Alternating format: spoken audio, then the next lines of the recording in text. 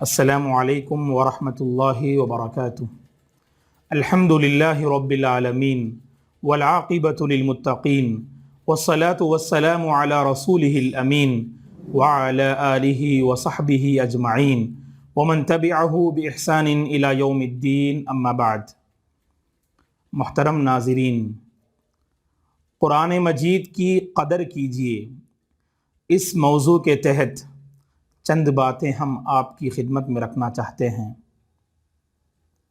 اللہ تبارک و تعالیٰ نے امت محمدیہ کی فلاح و بہبودی اور کامیابی کے لیے دنیا کے سب سے افضل انسان رسول اللہ صلی اللہ علیہ وسلم کو جہاں مبعوث کیا، وہیں پر امت محمدیہ کی کامیابی اور کامرانی کے لیے پیارے حبیب صلی اللہ علیہ وسلم پر ایک عظیم کتاب کو نازل کیا، جسے ہم قرآن مجید کے نام سے جانتے ہیں۔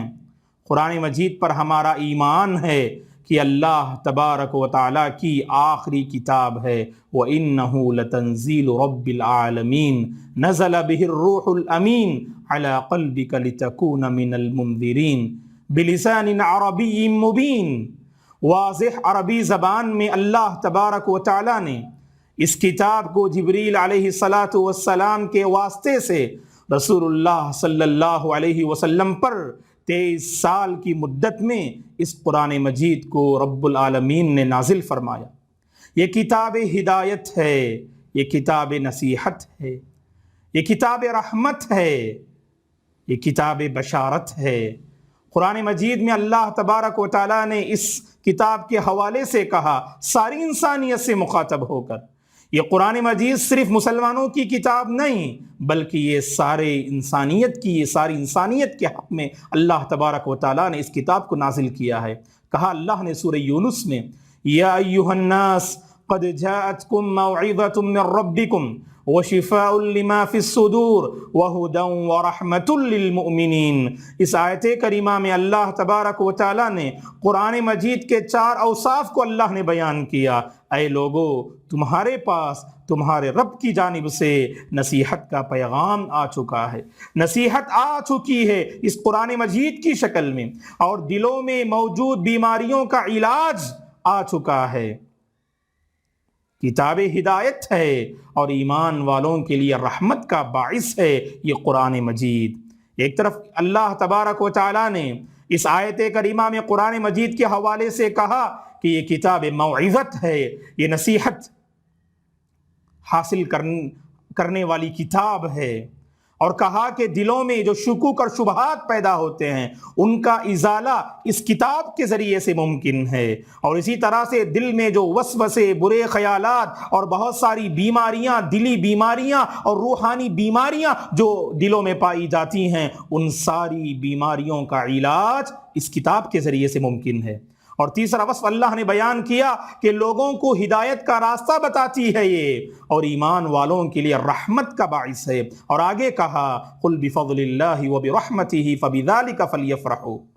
انسان کے پاس مال جمع ہوتا ہے، دولت جمع ہوتی ہے، یا انسان کو کرسی اگر نصیب ہوتی ہے، کوئی بڑا سے بڑا عہدہ اگر انسان کو ملتا ہے، انسان خوش ہوتا ہے، لیکن اللہ تبارک و تعالیٰ نے اس قرآن مجید کے حوالے سے کہا یہ قرآن مجید اللہ کا فضل ہے اور اللہ کی رحمت ہے، اور اسی کو لے کر اہل ایمان کو خوش ہونا چاہیے۔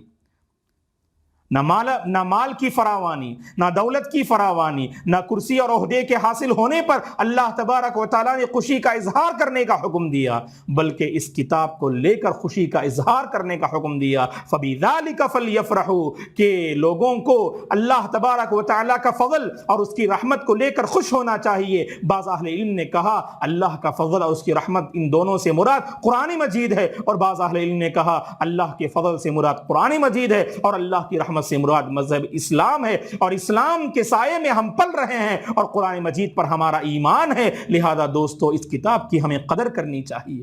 اس کتاب کی تعظیم کرنی چاہیے، اس کتاب کا حق ادا کرنا چاہیے، کیونکہ پڑھنے والوں کے حق میں قرآن مجید سفارش کرے گا، اور نہ پڑھنے والے اور اس کتاب کے ساتھ ظالمانہ رویہ اختیار کرنے والوں کے خلاف اللہ کے دربار میں یہ قرآن مجید شکایت کرے گا۔ اسی کو اللہ کے نبی نے فرمایا صلی اللہ علیہ وسلم نے، القرآن حجت لک او علیک۔ قرآن مجید یا تو آپ کے حق میں گواہی دے گا یا آپ کے خلاف گواہی دے گا، آپ کی عملی زندگی بتائے گی۔ اگر آپ کی عملی زندگی کا اس قرآن مجید سے رشتہ ہے، تعلق ہے، مطلب یہ ہے کہ آپ کامیاب ہیں، آپ اور اس کتاب ہدایت کی ہدایت سے آپ مالا مال ہو رہے ہیں، اور اس کتاب رحمت کی رحمتوں سے آپ مالا مال ہو رہے ہیں، اور مالا مال ہونے کی ضرورت ہے۔ اور یاد رکھیں دوستو، پیارے حبیب صلی اللہ علیہ وسلم کی شخصیت رحمتوں والی شخصیت ہے، وَمَا أَرْسَلْنَاكَ إِلَّا رَحْمَةً لِلْعَالَمِينَ، سارے جہاں والوں کے لیے رحمت کا پیغام سنانے والا بنا کر اللہ تبارک و تعالیٰ نے اس حبیب کو اس دنیا میں مبعوث کیا، اور اس دنیا میں رسول بنا کر اللہ تبارک و تعالیٰ نے بھیجا۔ ایمان والوں کے سلسلے میں بڑے خیر خواہ ہیں پیارے حبیب صلی اللہ علیہ وسلم، لیکن قیامت کے دن اللہ کے نبی صرف ان لوگوں کے خلاف شکایت کریں گے جو قرآن مجید کے ساتھ ظالمانہ رویہ اختیار کرتے ہیں۔ اسی کو اللہ نے قرآن مجید کی سورۃ الفرقان میں اس آیت میں اللہ نے نقل کیا، وَقَالَ الرَّسُولُ يَا رَبِّ إِنَّ قَوْمِ اتَّخَذُوا هَذَا الْقُرْآنَ مَهْجُورًا۔ رسول کہیں گے حشر کے میدان میں، اے پروردگار، بے شک میری قوم نے اس کتاب کو کتاب مہجور بنا دیا۔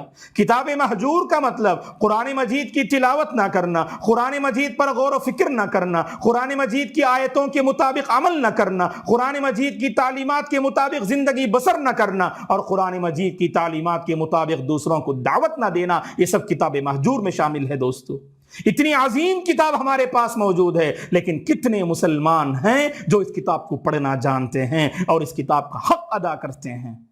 دنیاوی اعتبار سے ہم حق ادا کرنے والے ہوں، لیکن سوچیں، محاسبہ کریں، اس کتاب کے ساتھ ہمارا کیا رویہ ہے؟ اس کتاب کا حق ادا کرتے ہیں یا نہیں؟ اس کتاب کو پڑھتے ہیں یا نہیں؟ اس کتاب پر غور و فکر کرتے ہیں یا نہیں؟ اتنی عظیم نعمت ہے اور اتنا عظیم سرمایہ ہے، اس کے باوجود اس نعمت کے ساتھ ہماری قدردانی ہوتی ہے یا ہم جو اس کے ساتھ ہم بے قدری کرتے ہیں؟ اس کتاب کے ساتھ قدردانی کرنے کی ضرورت ہے۔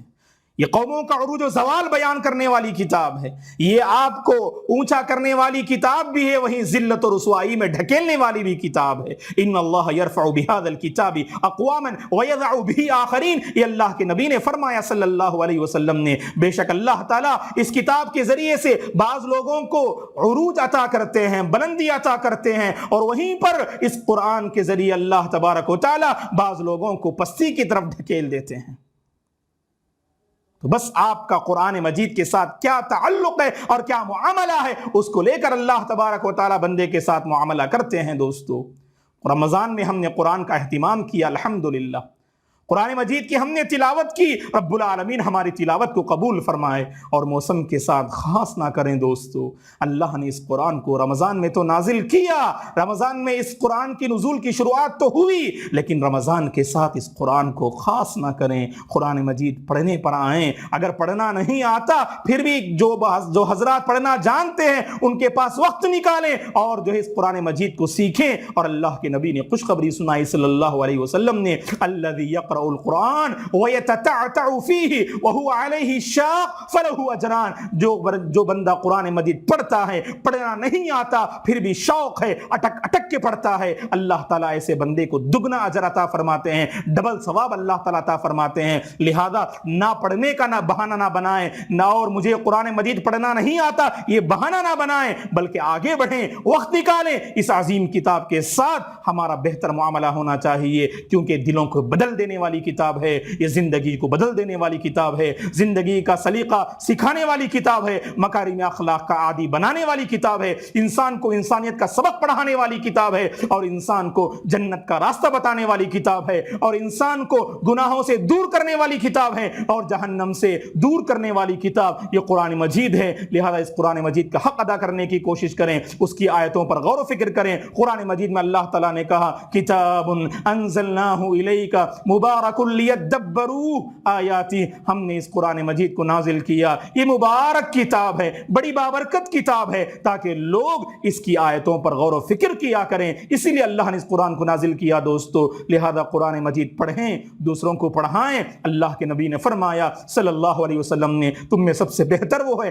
جو قرآن مجید سیکھے اور دوسروں کو سکھائے، اس کی آیتوں پر غور و فکر کریں، اس کی تعلیمات کے مطابق زندگی بسر کریں، اس قرآن مجید کی قدر کریں۔ دعا ہے کہ اللہ تعالی ہم میں سے ہر ایک کو قرآن کی تلاوت کرنے، اس کا حق ادا کرنے اور اس کی قدر کرنے کی رب العالمین ہم میں سے ہر ایک کو توفیق عطا فرمائے، آمین۔ جزاکم اللہ خیرا، السلام علیکم ورحمۃ اللہ وبرکاتہ۔